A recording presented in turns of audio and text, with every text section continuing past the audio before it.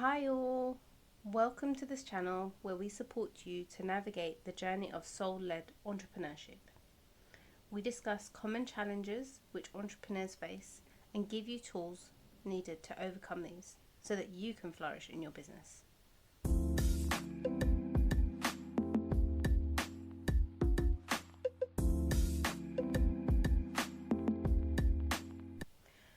Today, we're talking about the topic, if you don't put yourself first, no one else will. And this comes from a client who recently had a bit of a breakdown. We were talking about her business processes, and she told me that there were many people who were essentially not appreciating her time, her effort, and she had multiple requests for refunds. Many people simply booked a session with her and then didn't turn up, and she also had people who had agreed to pay but they were late with paying. So there's a few things here. The first thing is, where was she undervaluing her own time, her own services, and feeling that she wasn't worthy of receiving? And this can be a big thing for many people, not just entrepreneurs. It may be that you feel that you give a lot, and you give a lot because you want people to appreciate you. You give a lot because you feel like in order to be appreciated, you need to give a lot of value.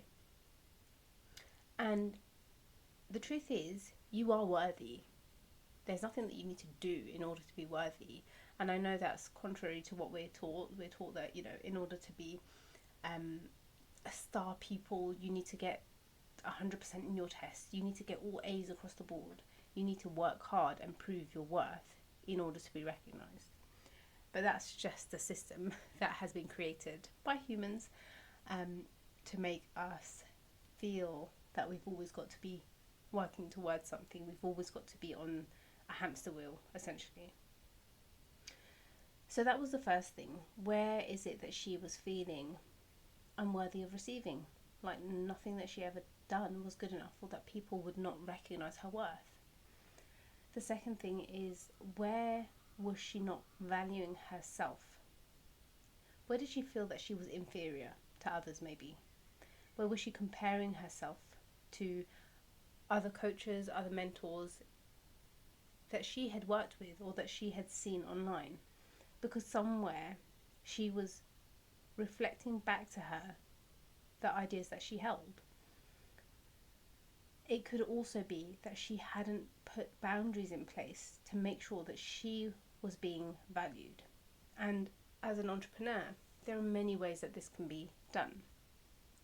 It's having things in place like policies, making sure that people pay up front, putting herself first by saying, I value my services, I value my time, and therefore I'm happy to give my services to you, but in exchange I need to make sure that you value my services. And as we got talking, it was apparent that these behaviours weren't just showing up in her business life. It was also in her personal life, in her family life. And it's common for people to think, I need to do everything, I need to give everything, and then I will be the best. But the truth is, you need to know that you are the best first, and then others will reflect that back to you. They will appreciate your services if you appreciate your services. They will appreciate you if you appreciate you. So it's a completely different energy. I mean, if you think about someone coming from a place of, oh, please, look, I'm going to do all of this. Look at me. Please see me. Please see my worth. I'll do everything. And if it's not good enough, I'll do some more until you tell me that I'm good enough. Compared to, I have something of value. I'm going to share that with you, and I know you're going to benefit from it. I know you're going to see changes, and I know that you will value me because I know the worth of my services. There's a completely different energy to both of those scenarios. So if this sounds like something that you've been experiencing, the first thing is make sure that you have contracts in place, policies in place. Put yourself first. How can you make sure that you are protecting yourself by setting standards? Are you making sure that you serve people who appreciate you? Because if you know that someone is not going to appreciate you, if you know, for example, that you've had a client book in a session with you and then they simply didn't turn up, and then they say, oh, sorry, I had something come up, or I decided that I want to go out with my friends, so I couldn't make it. I'm really sorry I didn't tell you. Can we rebook it again? If someone has already done that and you know that actually they're not taking it seriously, do you want to put yourself in that position again?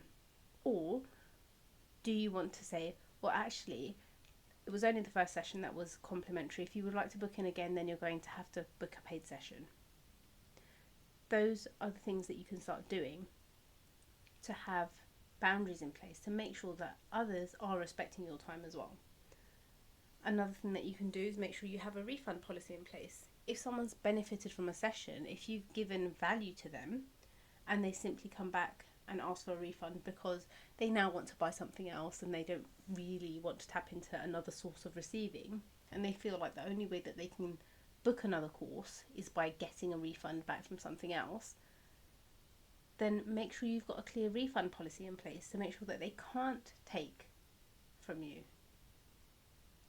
Make sure you've got certain standards in place to make sure that if people are late beyond a certain time, that actually they no longer have a session with you, because your time is just as valuable. Yes, you want to help people. Yes, you want to serve them and for them to benefit from your services, but equally you need to make sure that they are respecting your time, because if they don't respect your time, then it's likely that they're not committed to change either. So have a think. Some of the prompts that you can journal on. Where do you feel that you are not good enough? A second one is, where do people not appreciate your services? And the third one is, where can you put boundaries in place to make sure people value you and your time? Let me know how you get on with that. I would love to hear what comes up for you.